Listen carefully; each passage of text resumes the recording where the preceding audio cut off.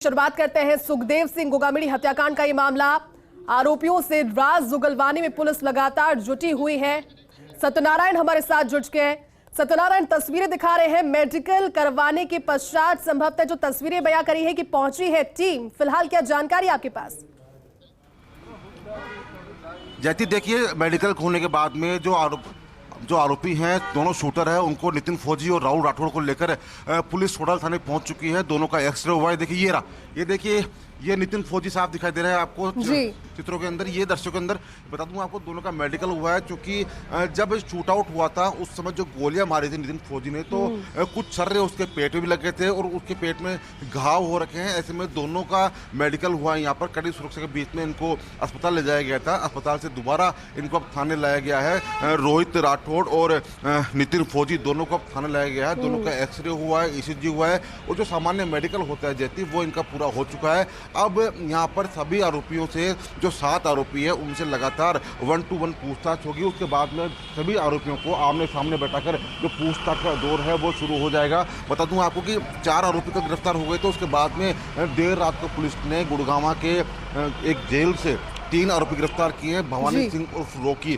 जिसने नितिन फौजी की बात करवाई थी, रोहित गोदारा और अन्य जो आरोपी थे उनसे बात कराई थी और उसे शूट आउट के लिए राजी किया था। तो उन 3 आरोपियों को भी गिरफ्तार किया जा चुका है। अब टोटल 7 आरोपी हो गए, यानी कि इस पूरे हत्याकांड में प्रत्यक्ष और अप्रत्यक्ष में शामिल रहे हैं। उन तमाम जो आरोपी हैं वो गिरफ्तार करके उनकी संख्या 7 आरोपी हो चुके हैं। अब उनसे पूछताछ की जाएगी। जैसे पुलिस के आला अधिकारी अंदर बैठे हुए हैं और जो ATS के कमांडो हैं ERT के, वो यहाँ पर तैनात हैं। ये जब तक यहाँ पर इनकी रिमांड रहेगी तब तक ये तैनात रहेंगे। 18 दिसंबर तक इनको रिमांड पर सौंपा गया है। ऐसे में पुलिस चाहती है कि इस गोगामेडी हत्याकांड के जो भी आरोपी हैं उनको गिरफ्तार किया जाए, क्योंकि जहाँ जहाँ इसने फरारी काटी है, कौन कौन ने इनका सहयोग किया, तो उन सभी को गिरफ्तार किया जाएगा और एक पूछताछ नोट बनाया जाएगा जो कि इनके खिलाफ सख्त से सख्त जो कार्रवाई हो। इसलिए एक पूछताछ नोट तैयार करने के बाद में उसको कोर्ट में पेश किया जाएगा। लेकिन सुरक्षा जरूरी है। ऐसे में ERT कमांडो को यहाँ पर तैनात कर दिया गया है। फिलहाल जो आरोपी है उनसे पूछताछ का दौर थोड़ी देर में शुरुआत हो जाएगी। जैती बिल्कुल सत्यनारायण, तस्वीरें भी दिखा रहे हैं और तस्वीरों में साफ तौर पर दिख रहा था कि चेहरे पर अब डर और शिकन है, क्योंकि जब ये अंधाधुंध गोलियां चला रहे थे तब उस समय ये डर, ये शिकन, ये घबराहट नहीं थी। लेकिन अब पता है कि आगे क्या होने वाला है। सत्यनारायण, ये बताइए, जब से गिरफ्तारी हुई है तब से लेकर अब तक लगातार पुलिस ने कई ऐसे सवाल किए होंगे जिसके जवाब के जरिए बहुत सारी परतें इस मामले पर खुली है। कुल मिलाकर के मसलन अगर बात की जाए तो फिर और भी लोगों की संलिप्तता पाए जाना, पहले लग रहा था कि रोहित और नितिन ये 2 ही लोग हैं, लेकिन अब इसमें फिर रामबीर, उधम और अब और भी लोगों की गिरफ्तारी के साथ में ये जो नेक्सस पूरा है सत्यनारायण, इसकी जड़ तक पुलिस जाने की कोशिश कर रही है और लगातार सच उगलवाने की कोशिश के दौरान और क्या इनपुट इनसे निकलकर सामने आया सत्यनारायण? क्योंकि कल प्रेस ब्रीफिंग में प्राथमिक जानकारी तो दी थी कमिश्नर ने, इसके अलावा क्या इनपुट अब तक सामने आ पाया? और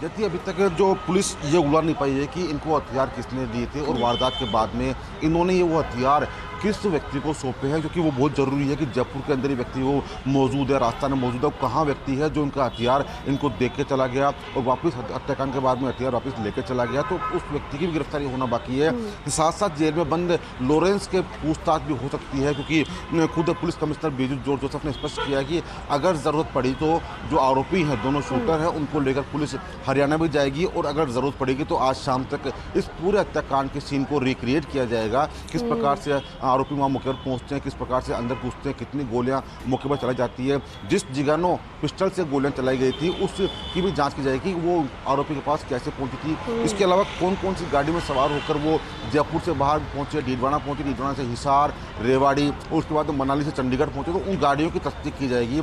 माना जा रहा है कि इस पूरे हत्याकांड में करीबन 10 से अधिक जो व्यक्ति है उनकी गिरफ्तारी और होनी है। लेकिन जैसे देखिए, पूरे सोडाल थाने को सुरक्षा दृष्टि से ATS कमांडो के हवाले किया गया है। छावनी का रूप में ये पूरा जो थाना है वो बदल गया है। तो माना जा रहा है कि अंदर जो पूछताछ का दौर शुरू होगा 7 आरोपियों से, उसके बाद में इस पूरे प्रकरण के अंदर 10 से अधिक जो आरोपी हैं उनकी गिरफ्तारी होने की संभावना जताई जा रही है। जैसी सत्यनारायण, बिल्कुल, और जैसे जैसे इस मामले में अब समझ डेवलप हो रही है, लोगों की, लोग पढ़ रहे हैं, देख रहे हैं, जो पुरानी हिस्ट्री वो निकलकर सामने आ रही है। रोहित और नितिन जो मुख्य शूटर सत्यनारायण हैं, इनके बारे में भी जानकारी लगी कि जब चंडीगढ़ के सेक्टर 22A से इन्हें गिरफ्तार किया गया, चंद समय पहले पुलिस पहुंची, अदरवाइज ये निकल जाते किसी क्लब में पार्टी के लिए। और उसके बाद भी कहीं ना कहीं ये चीज़ दर्शाई गई है, इस चीज़ का जिक्र भी कल पुलिस कमिश्नर ने किया था कि ये गिरफ्तार नहीं होंगे, बचकर निकल जाएंगे। इस तरह का आश्वासन इन्हें ऊपर से इनके आका ने दिया था कि आप इस घटनाक्रम को अंजाम दें, आपका नाम होगा इस आतंक की दुनिया में और उसके बाद आप आराम से रफू चक्कर हो जाएंगे, इसकी जिम्मेदारी हमारी। और इसीलिए इस तमाम जद्दोजहद के बीच जहां पर उन्होंने इतने सारे लोगों के साथ में इस तरह का कृत्य किया, वो करने वाले थे पार्टी, लेकिन उससे पहले पुलिस के हत्थे चढ़ गए।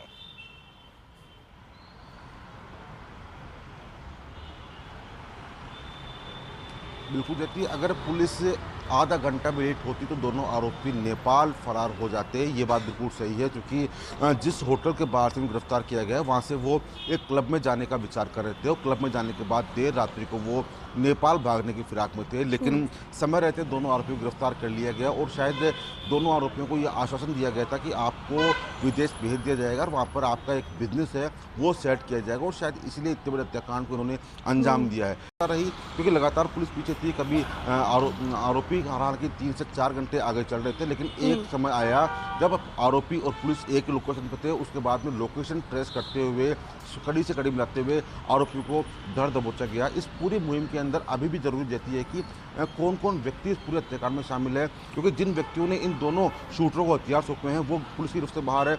साथ साथ हत्याकांड के बाद में इन्होंने अपने हथियार कहाँ रखे हैं ये भी उनसे सच निकलाना जरूरी है। तो ऐसे में पूछताछ का दौर शुरू हो चुका है और माना जा रहा है कि डीसीपी साउथ योगेश गोयल कुछ ही देर में यहाँ पर पहुंचेंगे, पूछताछ का दौर शुरू होगा। हो सकता है कि आज शाम तक पुलिस इस पूरे प्रकरण के अंदर 2-3 गिरफ्तारी और कर सकती है। अच्छा सत्यनारायण, ये बताइए जो नितिन और ये रोहित है, इन दोनों के बारे में जब जानकारी जुटाई तो उनकी कई हिस्ट्री से जुड़ी हुई बातें भी निकली, कई आपराधिक मामलों में पहले भी इनका नाम सामने आया, हालांकि छुटपुट घटनाएं थी। लेकिन जो व्यक्ति है रोहित, इसका नाम एक पॉक्सो के मामले में सामने आने की बात है और उसको लेकर के इसके मन में कहीं ना कहीं जो द्वेष था, जो गुस्सा था, वो सामने आया पूछताछ में। इन दोनों की दोस्ती पुरानी थी या फिर इन दोनों का सिर्फ और सिर्फ इस स्क्रिप्ट में, जो हत्याकांड की स्क्रिप्ट इनके जो आका ने लिखी थी या फिर जो मुख्य साजिश करता है उसमें लिखी, तो उससे पहले इनकी मुलाकात हुई थी? इसको लेकर के कुछ जानकारी सामने आई सत्यनारायण?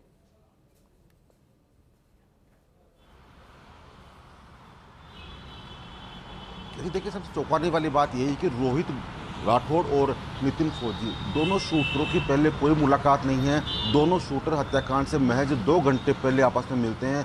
इन दोनों को मिलवाया जाता है, अजमेर रोड पर इन दोनों को मिलवाया जाता है और वहाँ पर इनको हथियार सौंपे जाते हैं और ये कहा जाता है कि आपको एक व्यक्ति के मर्डर करने के लिए यहाँ लाया गया और उस व्यक्ति के पास अब वो घड़ी आ गई है जब आपको हत्याकांड को अंजाम देना है। दोनों शूटर की इससे पहले ना तो कोई बात हो रखी है, ना दोनों शूटर एक दूसरे को आपस में जानते हैं। तो ऐसे में जो एक रूपरेखा बनाई गई थी, पूरी रणनीति बनाई गई थी शूट आउट के लिए, तो वही रणनीति पूरी अपनाई गई है। दोनों शूटरों को आपस में बात करने का मौका ही नहीं मिला और जब हत्याकांड को अंजाम दे दिया तो उसके बाद में दोनों शूटरों के पास एक साथ भागने के अलावा कोई चारा नहीं था। देखिए, जो गहमा गहमी है सोडा थाने के अंदर वो लगातार बढ़ती हुई नजर आ रही है, क्योंकि 7 कुख्यात बदमाश इस थाने के अंदर बंद हैं। ऐसे में इस पूरे थाना परिसर के अलावा 1 किलोमीटर का जो दायरा है उस 1 किलोमीटर के दायरे को पुलिस छावनी के रूप में तब्दील किया गया है।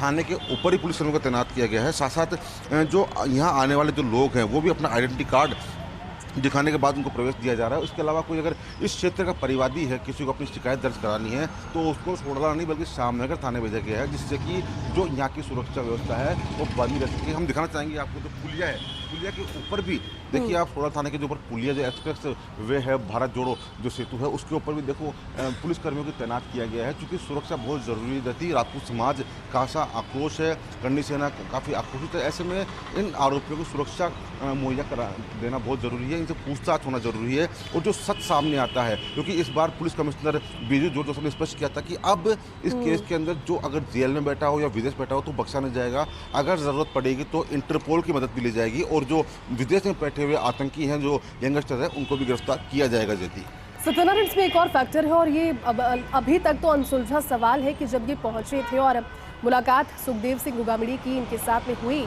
नवीन शेखावत जो इन्हें साथ में लेकर पहुंच रहा है, किराए की गाड़ी उन्होंने ली, ये पूरी एक भूमिका सामने आई। लेकिन नवीन शेखावत को उस समय इन्होंने सुखदेव सिंह गुगामिड़ी के साथ में शूट किया। संभवतः 2 चीजें हो सकती है, तो निर्देश हो कि जो घर में हो उन सभी को मार डाले, या फिर नवीन शेखावत की जिस भूमिका का जिक्र कल प्रेस कॉन्फ्रेंस के दौरान पुलिस कमिश्नर बीजू जॉर्ज जोसेफ ने किया, उनसे सवाल पूछा तो उन्होंने कहा कि उसकी भूमिका उतनी ही इक्वल थी जितनी कि रामवीर की भूमिका इस मामले में तथ्यों को छुपाने से लेकर उनकी सहायता से लेकर थी। तो नवीन की भूमिका को लेकर अभी कुछ क्लैरिटी और मिल पाई है सत्यनारायण?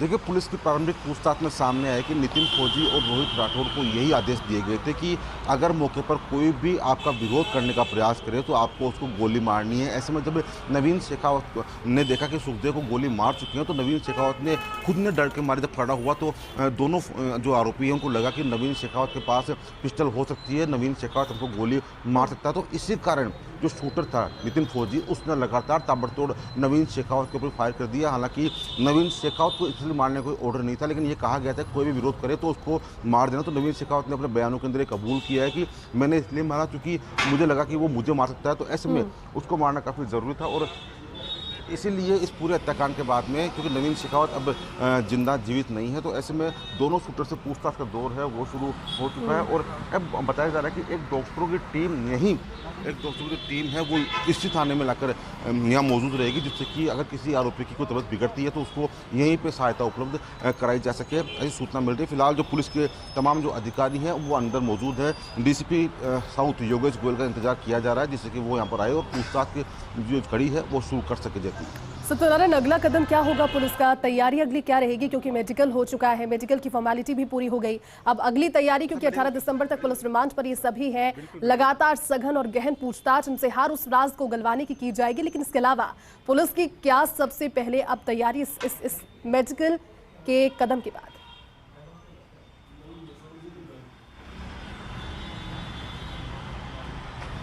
जैसे देखिए, पूछताछ का दौर जारी है और माना जा रहा है कि पूछताछ के बाद में जिन जिन व्यक्तियों के नाम सामने आएंगे, प्रत्यक्ष और अप्रत्यक्ष रूप से, जिन्होंने इन शूटरों की सहायता की थी, जिन्होंने इनको संसाधन उपलब्ध कराए, जिन्होंने इनको गाड़ियां उपलब्ध कराई, तो जैसे जैसे नाम सामने आएंगे वैसे वैसे पुलिस टीमें दबिश देगी। बता दूं आपको, अभी भी हरियाणा और चंडीगढ़ में पुलिस की टीमें मौजूद है। जैसे जैसे पूछताछ में जो जो नाम सामने आ जाएंगे उनको सभी को डिटेन किया जाएगा, उनसे पूछताछ की जाएगी। यानी कि 0 से लेकर 100 तक इस केस के अंदर जो जो व्यक्ति शामिल होगा, चाहे उसने प्रत्यक्ष रूप में इसका सहायता की हो, चाहे अप्रत्यक्ष रूप में सहायता की हो, जिन जिन व्यक्तियों ने इन अपराधियों की सहायता की है उन व्यक्तियों को दोषी माना जाएगा, अपराधी माना जाएगा और उसके बाद में उन पर भी कार्रवाई की जाएगी। सबसे बड़ी और अहम बात कि अगर ज़रूरत पड़ी पुलिस को तो पुलिस इंटरपोल की मदद लेगी, जिससे कि रोहित गोदारा के ऊपर भी लगाम लगाई जा सके, उसकी गिरफ्तार भी की जा सके। हालांकि खुद पुलिस कमिश्नर बीजू जॉर्ज जोसेफ ने स्पष्ट किया है कि किसी भी सूरत के अंदर इस बार हम अंतिम जो इसके छोर है, जिसने ये पुलिस रची, वहाँ तक पहुँचने का प्रयास करेंगे और उसके लिए हम इंटरपोल की मदद भी लेंगे। और उसके अलावा जेल में बैठे लॉरेंस से भी पूछताछ की जाएगी। हो सकता है कि आज देर शाम तक। सत्यनारायण, मेरा अगला सवाल वही था, क्योंकि इस मामले में जिन जिन लोगों का नाम सामने आया है, लॉरेंस बिश्नोई या फिर दूसरे ऐसे नाम हैं, उनसे जेल में जो लोग बंद हैं उनसे पूछताछ की इस कड़ी में सबसे पहले तो एक जो रॉनी करके एक व्यक्ति है जिसकी दोस्ती इनके साथ में थी, क्या वो पुलिस की गिरफ्त में अभी है या क्या अभी उसके साथ में पूछताछ हुई है इस मामले पर? क्योंकि उसका भी नाम आया है सामने। इसके अलावा भी दोस्ती की वजह से इन लोगों ने जिस तरह से मुलाकात की नितिन और रोहित के बाद में 2 घंटे पहले, तो कई सारे नाम और भी है। एक वीरेंद्र चारण जो कि नेपाल शायद भाग चुका है, देश से बाहर है, उसको भी ढूंढने के लिए क्या पुलिस की टीम जाएगी? देखिए, भवानी सिंह उर्फ रोनी जो कि नितिन फौजी का दोस्त है, महेंद्रगढ़ का निवासी है, उसको देर रात को ही गुड़गांव की एक जेल से गिरफ्तार कर लिया गया है। उसके साथ साथ 2 अन्य जो उनके साथी है, संदीप और साथी एक और है, यानी कि 3 व्यक्तियों को देर रात को ही गुड़गांव की जेल से गिरफ्तार करके उनको यहाँ लाया गया है। इसलिए मैं आपसे लगातार कह रहा हूँ कि आरोपी अब 7 हो गए, नितिन फौजी, रोहित राठौर, रामवीर जाट जिसने नितिन फौजी की जयपुर के अंदर सहायता की थी, एक उधम सिंह वो व्यक्ति है जिसने फरारी के दौरान राजस्थान के बाहर दोनों शूटरों की व्यवस्था की थी, उनको सूचना उपलब्ध करते हैं। तो 4 तो वो हुए। उसके अलावा देर रात गिरफ्तार हुआ, उसके अंदर जो रोनी है, उस रोनी गिरफ्तार किया गया, भवानी सिंह उसका नाम है, उर्फ रोनी है, और साथ साथ उसके साथ 2 व्यक्ति और थे, उनको गिरफ्तार किया गया। तो ऐसे में 7 आरोपी अभी तक गिरफ्तार किए जा चुके हैं। माना जा रहा है कि अभी भी 10 से अधिक जो आरोपी है उनकी गिरफ्तारी होना बाकी है। ऐसे में पुलिस की 12 टीमें लगातार दबिश दे रही है। जैसे जैसे पूछताछ का दौर बढ़ रहा है, जैसे जैसे नाम सामने आ रहे हैं, उसी प्रकार से उन आरोपियों की गिरफ्तारी सुनिश्चित की जा रही है, जिससे कि पूरी जो घटनाक्रम हुआ है उसके अंतिम सोर्स तक पुलिस पहुंच सके और ज़रूरत पड़ेगी तो लॉरेंस बिश्नोई से भी जेल में जाकर पूछताछ की जाएगी। जैसा कि खुद एडिशनल पुलिस कमिश्नर कैलाश मिश्र ने कहा है कि अगर ज़रूरत पड़ी और लॉरेंस का हमको नाम दिखा तो लॉरेंस को भी जयपुर लाया जाएगा फोरेंसिक वारंट पर गिरफ्तार करने के बाद, और उससे पूछताछ की जाएगी, जिससे कि पूरे घटनाक्रम का पूरा खुलासा किया जा सके। बिल्कुल सत्यनारायण ठीक कह रहे हैं, क्योंकि इस घटना से अब और भी कई परतें खुलना बाकी है। शुक्रिया सत्यनारायण इस पूरी जानकारी के लिए। अपडेट आगे लेते रहेंगे आपसे और अपडेट इस मामले पर लगातार दर्शकों तक पहुंचाते रहेंगे।